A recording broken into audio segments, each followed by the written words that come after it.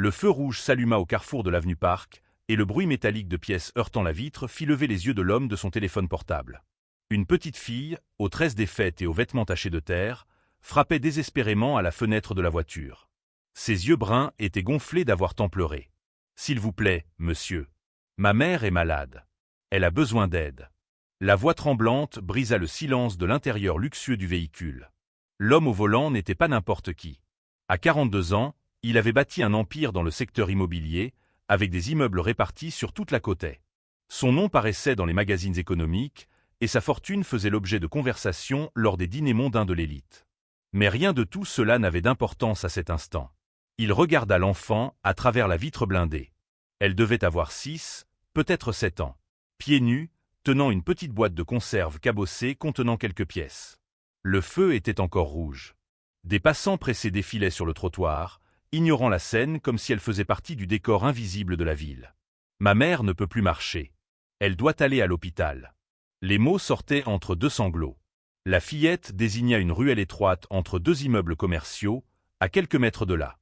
Quelque chose dans l'urgence de sa voix poussa l'homme à couper le moteur. Ce n'était pas dans ses habitudes de s'arrêter. En vérité, depuis 15 ans, sa vie se résumait à des réunions, des contrats, des négociations, et à rentrer dans un manoir vide à Westwood Hills. Des amis? Il n'en avait pas le temps. Famille? Seulement une secrétaire qui gérait son agenda et un majordome qui préparait des repas qu'il mangeait rarement chez lui. Mais il y avait quelque chose dans les yeux de cet enfant. Quelque chose qui lui rappela un temps lointain, lorsqu'il n'était qu'un garçon courant pieds nus dans les rues d'un quartier oublié. Avant l'argent. Avant le succès. Avant la solitude que le luxe avait apportée. Il ouvrit la portière. « Conduis-moi jusqu'à elle. » La fillette cligna des yeux, surprise. Comme si elle ne croyait pas que quelqu'un s'était réellement arrêté. Elle déglutit et se mit à courir vers la ruelle. L'homme la suivit, ses chaussures italiennes s'enfonçant dans des flaques d'eau sale et des restes de nourriture jetés au sol. L'odeur âcre des déchets accumulés envahit ses narines. Il n'était jamais entré dans un endroit pareil. Pas en toutes ces années de richesse. La ruelle débouchait sur une petite cour intérieure entourée de murs décrépits. Dans un coin, sous une bâche déchirée soutenue par des morceaux de bois, se trouvait un matelas mince posé sur le béton. Et là, allongée, une femme. L'homme s'arrêta. Son cœur s'emballa dans sa poitrine comme s'il venait de recevoir une décharge électrique. Ce n'était pas possible. Et pourtant, si. Même avec le visage trop maigre, les pommettes saillantes et les lèvres fendillées, il reconnut ses traits. Les mêmes yeux qu'il voyait chaque jour quand il avait 10 ans. La même courbe du nez. Le même sourire qui illuminait jadis les couloirs de l'école publique du quartier où ils avaient grandi ensemble. Non, ce n'est pas possible. Il murmura son nom, mais sa voix se brisa. La femme tourna lentement la tête, comme si ce simple mouvement lui coûtait. Ses yeux s'ouvrirent à peine, hésitants, cherchant à distinguer la silhouette qui s'approchait. Lorsqu'elle le reconnut enfin, une larme silencieuse glissa sur sa joue. « Toi » dit-elle d'une voix faible, presque un souffle. Après tout ce temps, il s'agenouilla près du matelas, se moquant de la saleté sur son costume à $3000. Ses mains tremblaient. C'était la fille qui partageait son goûter quand sa mère oubliait de lui préparer à manger. Celle qui le défendait des brutes à l'école. L'amie qui avait juré de ne jamais l'abandonner et qu'il avait promis de protéger pour toujours. Et maintenant, elle était là. Squelettique. Fiévreuse. Mourante. Que t'est-il arrivé ? Dit-il à peine, la gorge serrée par la culpabilité, la douleur, la rage contre lui-même. Comment avait-il pu l'oublier ? Comment avait-il pu bâtir un empire sans jamais chercher la seule personne qui s'était vraiment souciée de lui ? La vie, répondit-elle avec un sourire douloureux. Après ton départ du quartier, tout s'est effondré. Mon père a perdu son travail. Ma mère est tombée malade. Et moi, j'ai essayé de continuer, mais... La fillette s'approcha et prit la main de sa mère. Elle s'évanouit tout le temps, monsieur. Et elle crache du sang. J'ai essayé de demander de l'aide, mais personne ne s'arrête. Personne ne nous regarde. Il sentit quelque chose se briser en lui. À cet instant, toutes les réunions importantes, tous les contrats à plusieurs millions, tous les prix et reconnaissances se réduisirent en poussière. Rien de tout cela ne valait quoi que ce soit s'il ne pouvait pas, ici et maintenant, faire ce qui était juste. « Tu vas t'en sortir, » dit-il fermement, en la regardant droit dans les yeux. « Je te le promets. » Sans hésiter, il prit son téléphone et appela son chauffeur. « Amène la voiture dans la ruelle, à côté du feu de la Park. » Tout de suite. Puis il appela l'hôpital privé le plus cher de la ville. « Préparez une suite. » Patiente critique dans 15 minutes. Je veux les meilleurs médecins. Peu importe le coût. La femme voulut protester, mais il ne la laissa pas faire. Avec précaution, il la souleva dans ses bras. Elle ne pesait presque rien. C'était comme porter un enfant. La fillette les suivit, toujours serrant sa boîte de conserve, sans bien comprendre ce qui se passait. Quand la voiture arriva, le chauffeur écarquilla les yeux en voyant son patron portant une femme décharnée et une enfant sale. Mais il ne posa aucune question. Il ouvrit simplement la portière arrière. L'homme installa la femme sur le siège, boucla sa ceinture avec soin et fit asseoir la fillette à côté d'elle. Il prit place à l'avant, près du chauffeur. Hôpital Saint-Marie. Vite. Pendant le trajet, il regarda dans le rétroviseur. La fillette caressait les cheveux de sa mère, lui murmurant que tout irait bien. La femme, à moitié consciente, respirait avec peine. Il serra les poings. Comment avait-il pu laisser cela arriver? Comment avait-il pu laisser la personne la plus importante de son enfance disparaître de sa vie? Lorsqu'ils arrivèrent à l'hôpital, une équipe médicale les attendait déjà à l'entrée. La femme fut placée sur un brancard et emmenée en urgence. La fillette voulut suivre, mais une infirmière l'en empêcha. Elle se mit à pleurer, désespérée. « Elle va guérir ?» demanda-t-elle à l'homme, les yeux pleins de larmes. Il s'agenouilla à sa hauteur et posa fermement les mains sur ses épaules. « Oui. Et tu resteras avec moi jusqu'à ce que ta maman aille mieux. Tu peux me faire confiance. » La petite hocha la tête, toujours en larmes. Il la prit dans ses bras et l'emmena dans la salle d'attente. Là, assis sur ses chaises d'hôpital inconfortables, il comprit quelque chose. Pour la première fois en 15 ans, il ne pensait pas aux affaires. Il ne se souciait pas des contrats ni des profits. Il était là, présent, humain.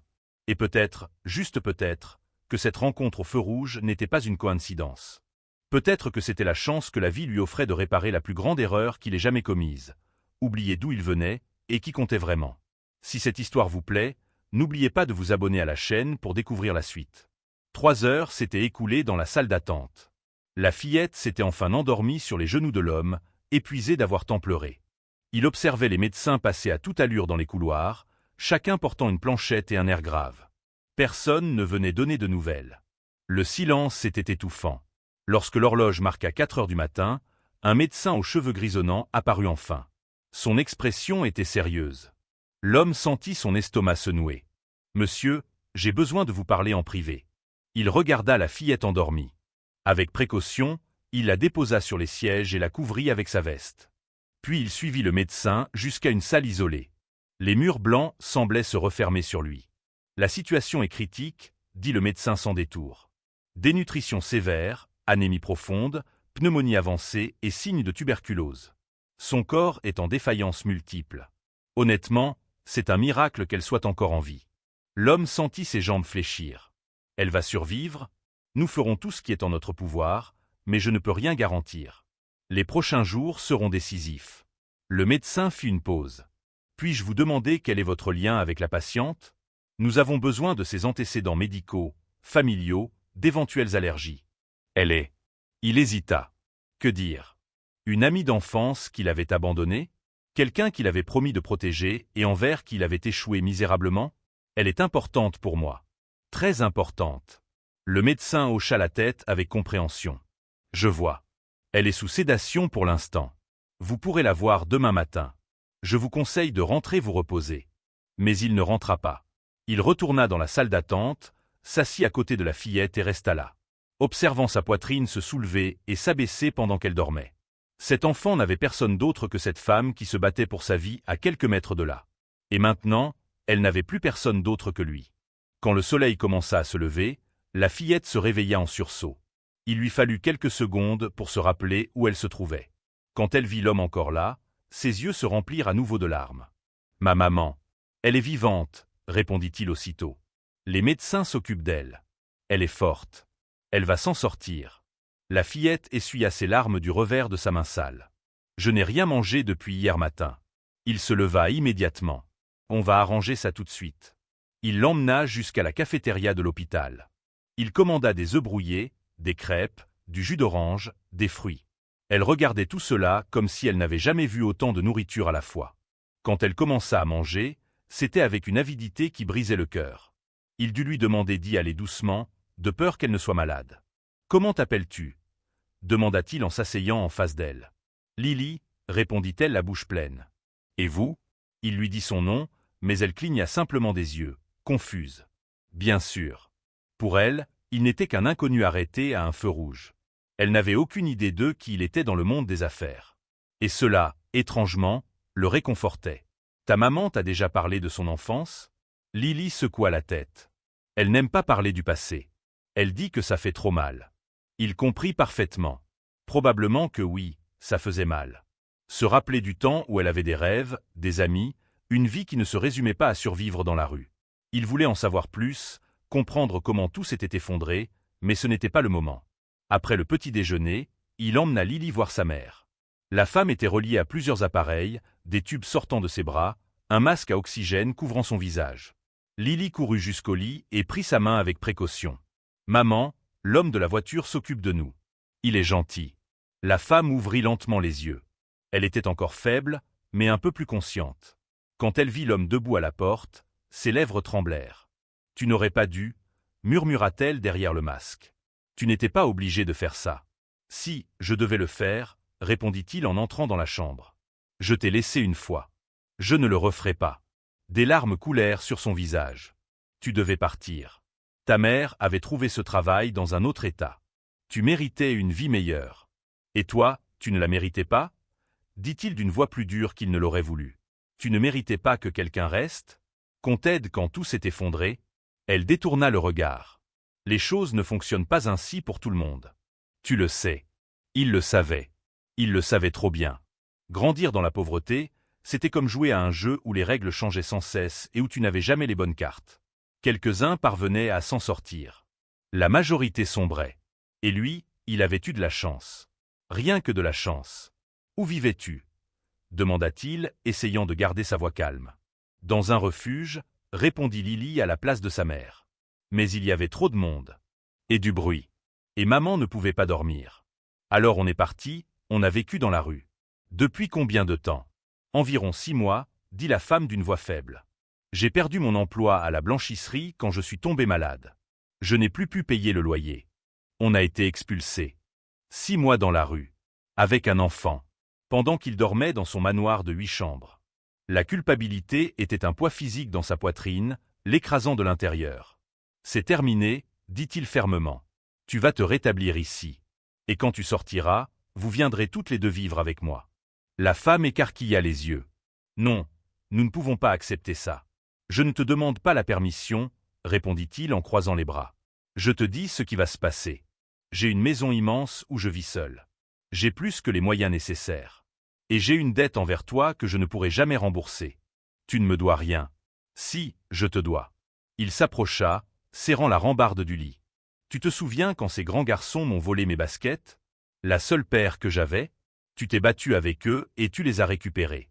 Tu es revenu avec un œil au beurre noir, mais tu m'as rendu mes chaussures.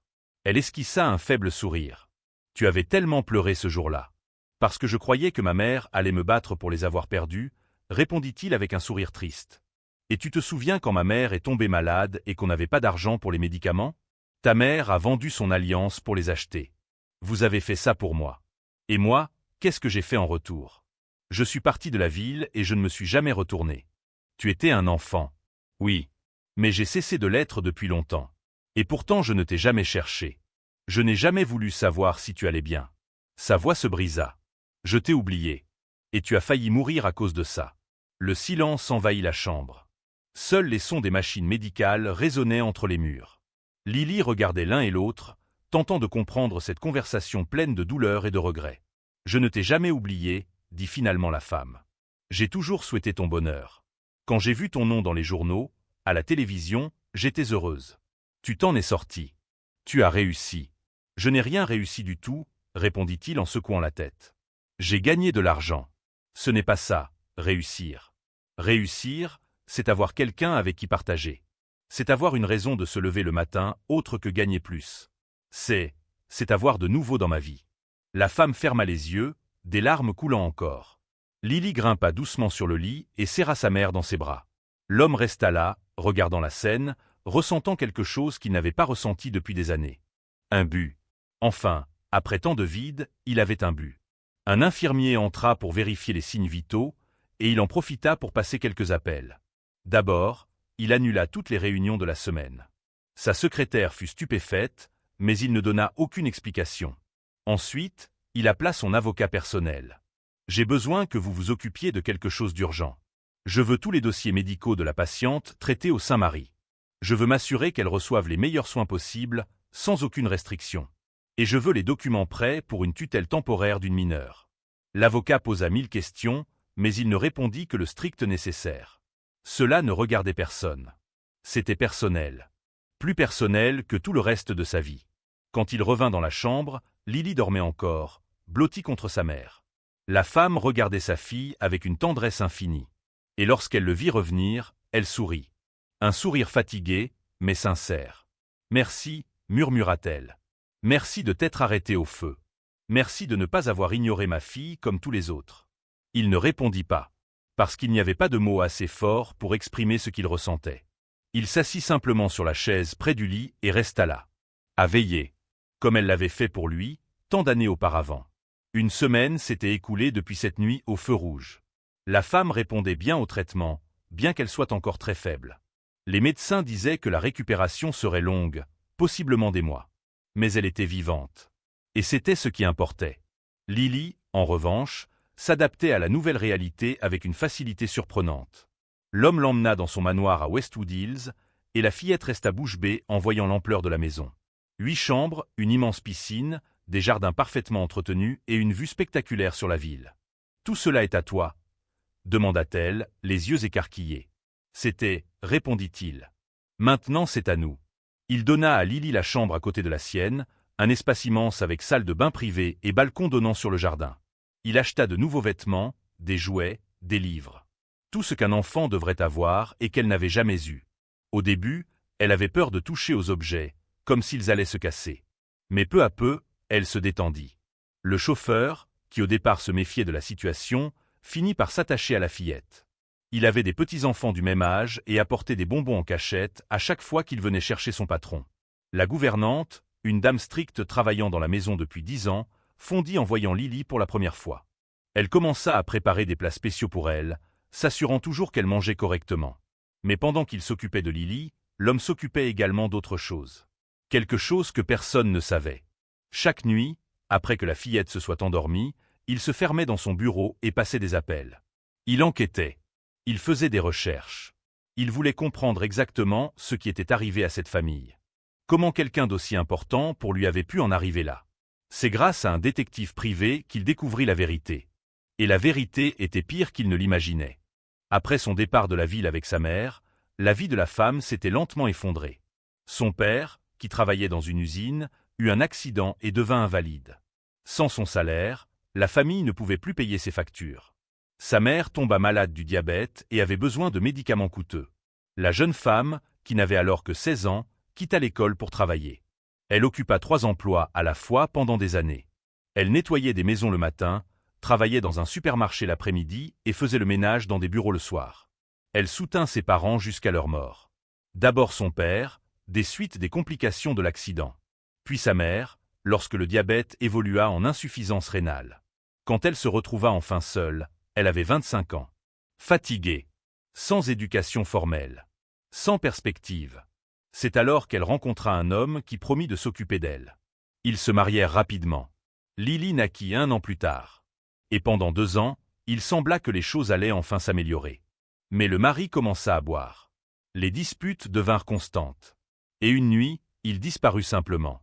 Il emporta toutes leurs économies et ne revint jamais. Elle se retrouva seule avec une bébé de 2 ans, sans argent, sans soutien. Elle essaya de recommencer. Elle trouva un emploi dans une blanchisserie.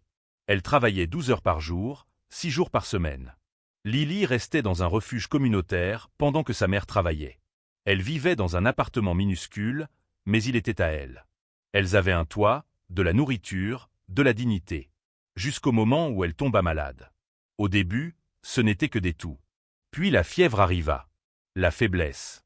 Elle tenta de continuer à travailler, mais s'évanouit 2 fois au travail.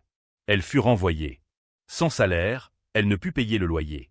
Le propriétaire ne fit preuve d'aucune pitié et les expulsa sous la pluie. Elle essaya les refuges, mais ils étaient toujours pleins. Elle demanda de l'aide au gouvernement, Mais la bureaucratie était infinie. Elle tenta de retrouver son mari, mais il avait totalement disparu.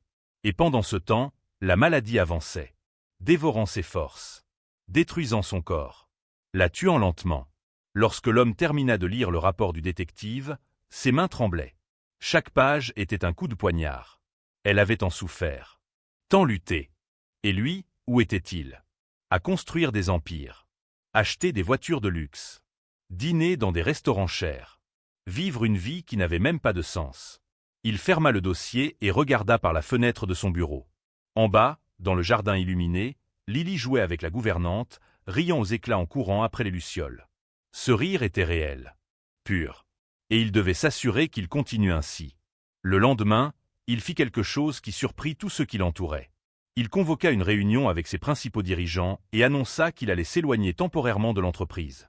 Il déléguerait les décisions importantes, mais sa priorité désormais était ailleurs. « Vous êtes devenu fou ?» s'exclama l'un des directeurs. « Nous sommes en pleine négociation de 50 millions. Vous ne pouvez pas simplement disparaître. »« Si, je peux et je vais le faire, » répondit-il calmement. « Vous êtes compétent. Vous pouvez gérer cela. Moi, j'ai des questions plus importantes à résoudre. Des questions plus importantes. » Pour la première fois de sa vie, il plaçait quelque chose au-dessus de l'argent. Et cela faisait à la fois peur et libérait. Dans les semaines suivantes, il se consacra entièrement à reconstruire la vie de cette famille. Pas seulement avec de l'argent, mais par sa présence. Il visitait l'hôpital tous les jours, emmenant Lily avec lui. La fillette lisait des histoires à sa mère, lui montrait ses dessins, racontait les nouvelles choses qu'elle apprenait. La femme pleurait presque toujours. Pas de tristesse, mais de soulagement, de gratitude, d'incrédulité de vivre cela. Elle essayait de le remercier, mais il l'interrompait toujours. « Vous l'avez fait pour moi quand j'avais besoin. Maintenant, c'est à mon tour. » Mais il y avait quelque chose qu'il ne lui avait pas encore révélé. Un plan qu'il préparait en silence. Il découvrit par le détective que le mari qu'il avait abandonné vivait dans un autre état. Il avait reconstruit sa vie, trouvé un emploi stable, commencé une autre famille, utilisant l'argent qu'il avait volé à sa femme. Cela bouillait dans le sang de l'homme. Comment pouvait-on faire cela? Abandonner une épouse et une fille sans se retourner? Il voulait justice. Pas la justice des tribunaux, lente et inefficace. Mais la vraie justice. Celle qui fait que la personne se regarde dans le miroir et voit le monstre qu'elle est devenue. Il engagea l'un des meilleurs avocats spécialisés en droit familial du pays. Rassembla tous les documents. Preuve de l'abandon. Preuve qu'il avait pris l'argent. Preuve qu'il n'avait jamais payé de pension alimentaire. Il préparait une action judiciaire qui détruirait complètement cet homme. Mais il n'avait encore rien raconté. Ni à la femme, ni à personne. Il voulait que ce soit une surprise. Voir le visage de ce lâche quand il réaliserait que ses actes avaient des conséquences. De plus, il travaillait également sur autre chose. Quelque chose de plus grand. Il acheta un immeuble commercial dans le centre-ville et le rénova entièrement. Non pour le louer ou le vendre, mais pour en faire un centre communautaire. Un lieu où les sans-abri pourraient se laver, manger, dormir dignement. Où ils pourraient chercher un emploi, suivre des cours, reconstruire leur vie. Il voulait que cet endroit porte son nom. Un hommage. Des excuses éternelles pour l'avoir oublié. Pour l'avoir laissé derrière. Pour avoir vécu une vie de luxe pendant qu'elle dépérissait dans la rue. Lorsque la gouvernante lui demanda pourquoi il faisait tout cela, il répondit honnêtement. Parce que j'ai perdu 15 ans de ma vie à être riche et misérable. Et une nuit, une fillette pieds nus à un feu rouge m'a montré ce qui importe vraiment. La gouvernante sourit. Vous êtes différent. Plus léger. Plus humain. Il l'était. Pour la première fois depuis longtemps, il se levait avec l'envie de vivre la journée. Pas pour gagner plus d'argent ou conclure des affaires. Mais pour voir Lily courir dans la maison. Pour l'entendre l'appeler pour jouer. Pour s'asseoir au chevet de l'hôpital et tenir la main de cette femme qui avait été sa meilleure amie. L'amour renaissait. Pas seulement l'amour amical, mais quelque chose de plus profond. Il s'en rendait compte quand il la regardait. Quand leurs yeux se rencontraient et qu'il y avait une compréhension silencieuse. Une reconnaissance d'âme qui s'était perdue et enfin retrouvée. Mais il avait peur. Peur de gâcher. Peur qu'elle pense qu'il faisait tout cela par pitié. Peur qu'elle ne ressente pas la même chose. Alors il gardait ce sentiment, attendant le moment propice. Pendant ce temps, il continuait à travailler en secret. Préparant tout. Pour que, quand elle sortirait de l'hôpital, elle trouve non seulement une maison, mais un avenir. Une vie. Une seconde chance qu'elle méritait plus que quiconque qu'il connaissait. 2 mois après cette nuit au feu rouge, la femme reçut enfin son congé médical. Elle était encore mince, mais l'éclat était revenu dans ses yeux. Ses cheveux, autrefois secs et cassants, étaient maintenant sains. Elle pouvait marcher sans vertige, respirer sans douleur, vivre sans sentir que la mort frappait constamment à la porte. Lorsque l'homme arriva pour la chercher à l'hôpital, elle portait une robe simple qu'il avait achetée. Rien d'extravagant, juste quelque chose de joli et confortable. Lily était à ses côtés, tenant un bouquet de fleurs qu'elle avait elle-même choisi dans une boutique. « Maman !» s'écria la fillette en courant pour serrer sa mère dans ses bras. « Ma fille !» La femme la serra contre sa poitrine, les yeux fermés. « Ma belle fille !» L'homme observait la scène, la gorge nouée. Ce moment était celui qu'il attendait depuis des semaines. Voir les deux ensemble à nouveau. En bonne santé. En sécurité. Heureuse. Prête à rentrer à la maison ? Demanda-t-il en souriant. Chez toi, tu veux dire, corrigea-t-elle, gênée. Je dois encore chercher un endroit pour nous. Ce n'est pas nécessaire, l'interrompit-il. Ta maison est ma maison maintenant. Et je n'accepte aucune discussion. Elle voulut argumenter, mais il prenait déjà la valise et les conduisait vers la voiture. Pendant le trajet, Lily ne cessait de parler, racontant tout ce qui s'était passé pendant que sa mère était à l'hôpital. Les jeux dans le jardin, les délicieux repas préparés par la gouvernante, les nouveaux livres qu'elle avait reçus. La femme écoutait tout avec un sourire sur le visage, mais ses yeux étaient embués de larmes. C'était trop irréel. 2 mois auparavant, elle était en train de mourir dans une ruelle sale. Maintenant, elle était dans une voiture de luxe, en route pour un manoir. Avec sa fille saine et heureuse. C'était comme si elle était morte et s'était réveillée dans une autre vie. À leur arrivée au manoir, la gouvernante avait préparé un déjeuner spécial. La table était dressée avec des plats délicieux, et pour la première fois depuis longtemps, cette maison semblait réellement un foyer. Il y avait des rires, des conversations, de la vie. Après le déjeuner, l'homme demanda à parler en privé avec la femme. Ils se rendirent dans le bureau, et il ferma la porte. Elle était tendue, ne sachant pas à quoi s'attendre. « Je dois te raconter certaines choses », commença-t-il en s'asseyant dans le fauteuil. « Des choses que j'ai découvertes et que tu as le droit de savoir. » Il lui raconta tout. Le détective. Le rapport. Le mari qu'il avait abandonné et vivait confortablement dans un autre état.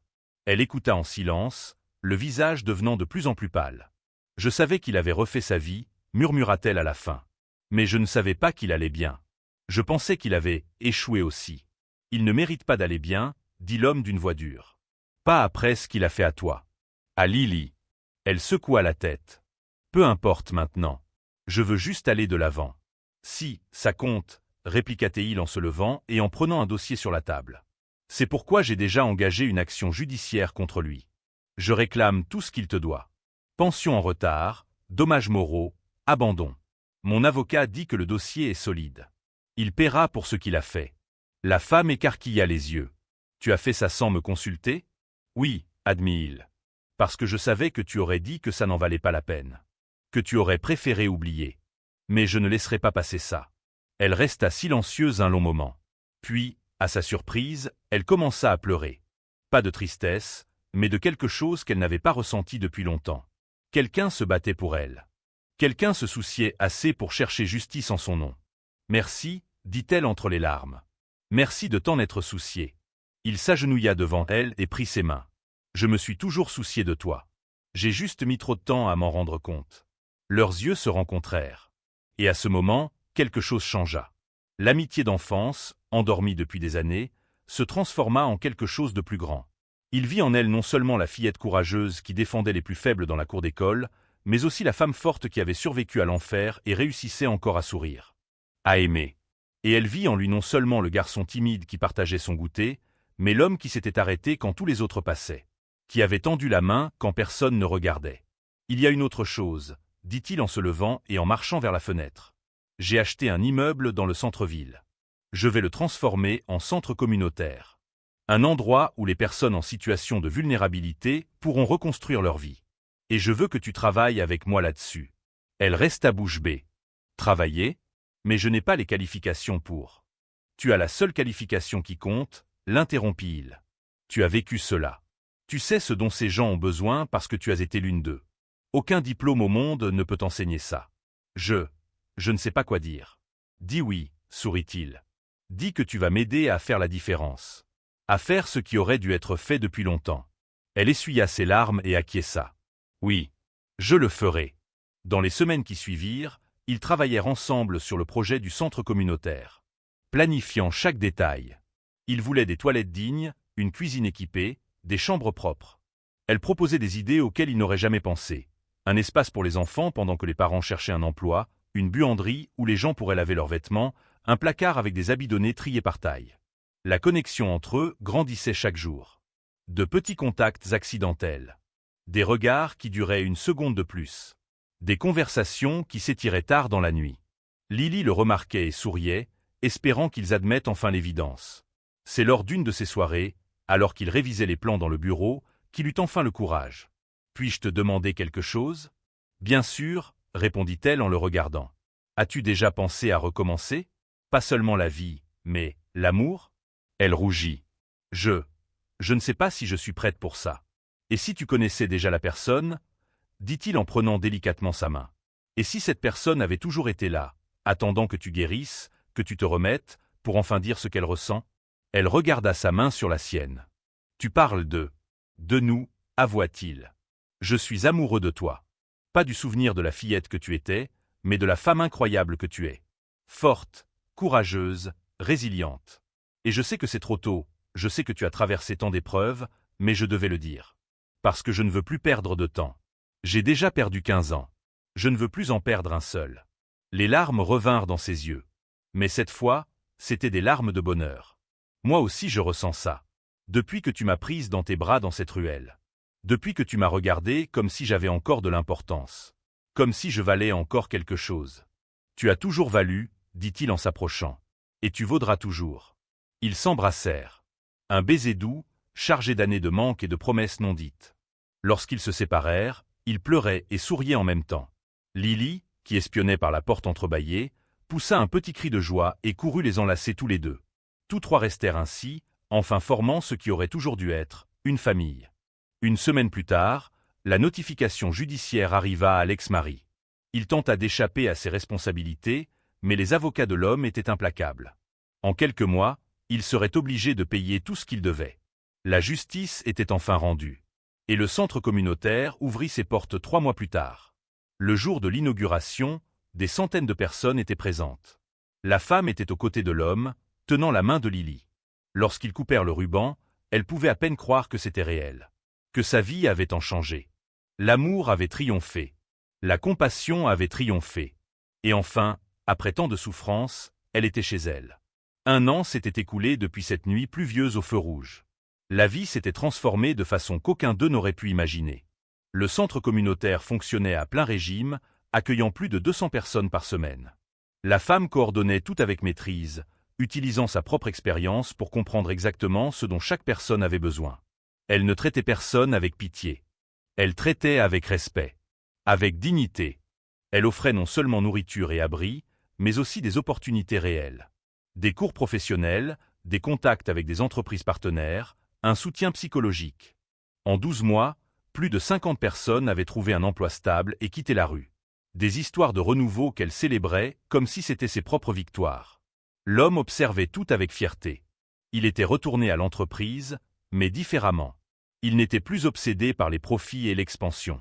Maintenant, il investissait une partie significative des gains dans des projets sociaux.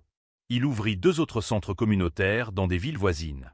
Il créa un fonds de bourse pour les jeunes de communautés défavorisées. Son nom ne signifiait plus seulement richesse, mais transformation sociale. Mais la plus grande transformation se produisit dans sa propre maison. Lily était méconnaissable. La fillette effrayée et dénutrie qui avait frappé à la fenêtre de la voiture était maintenant une enfant vibrante, pleine de rêves. Elle étudiait dans une bonne école, avait des amis, pratiquait le ballet. Son sourire illuminait tous les lieux où elle passait. Et elle appelait l'homme « papa ».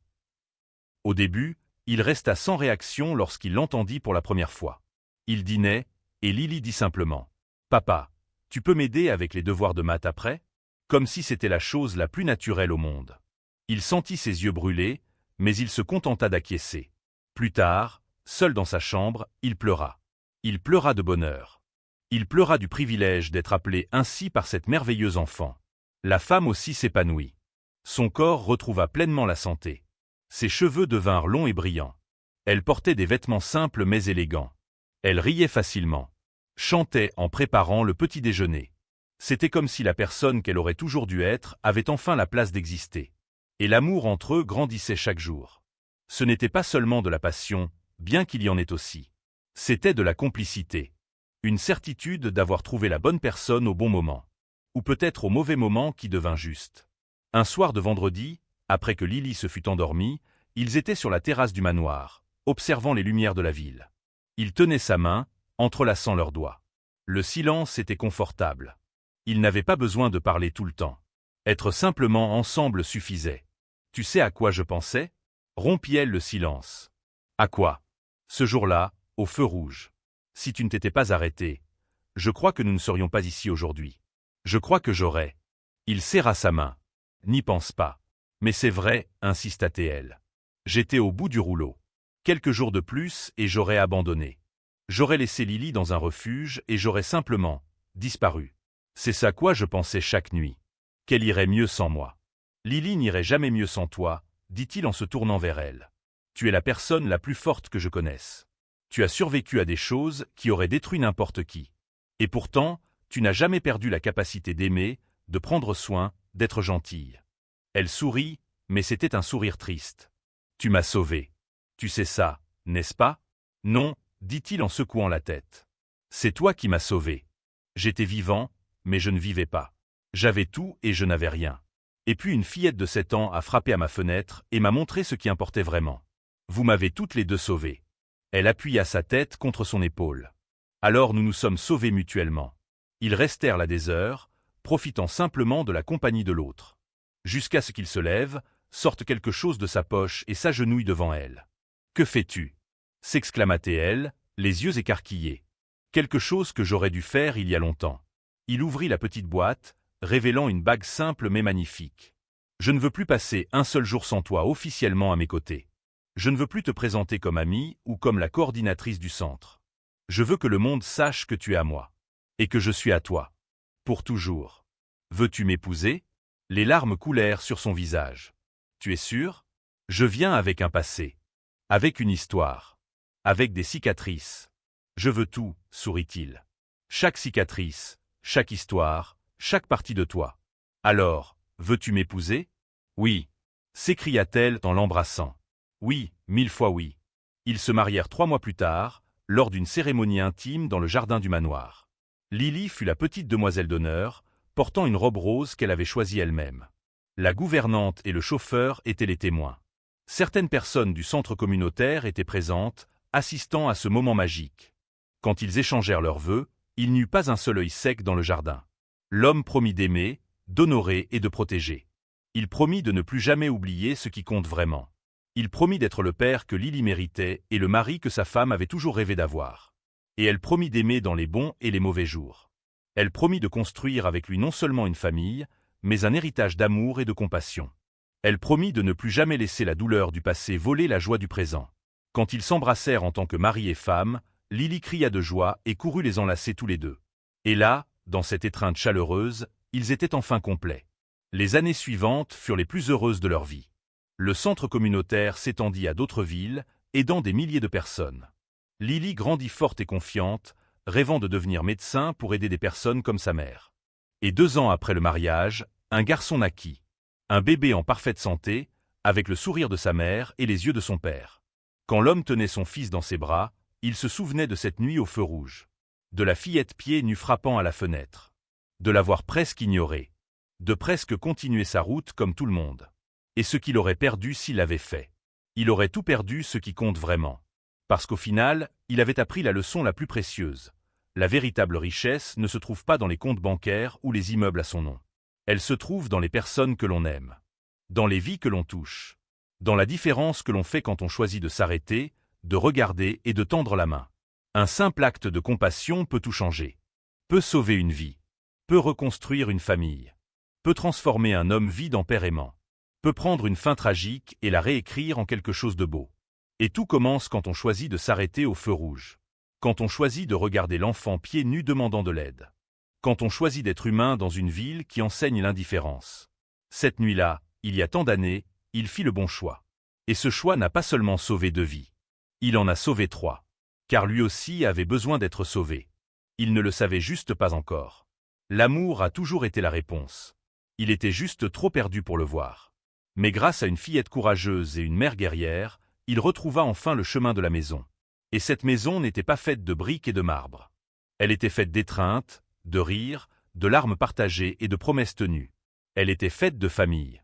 Et la famille, il comprit enfin, est la seule chose qui mérite d'être construite. Si cette histoire a touché ton cœur, n'oublie pas de t'abonner à la chaîne pour plus d'histoires qui nous rappellent le pouvoir de la compassion et de l'amour.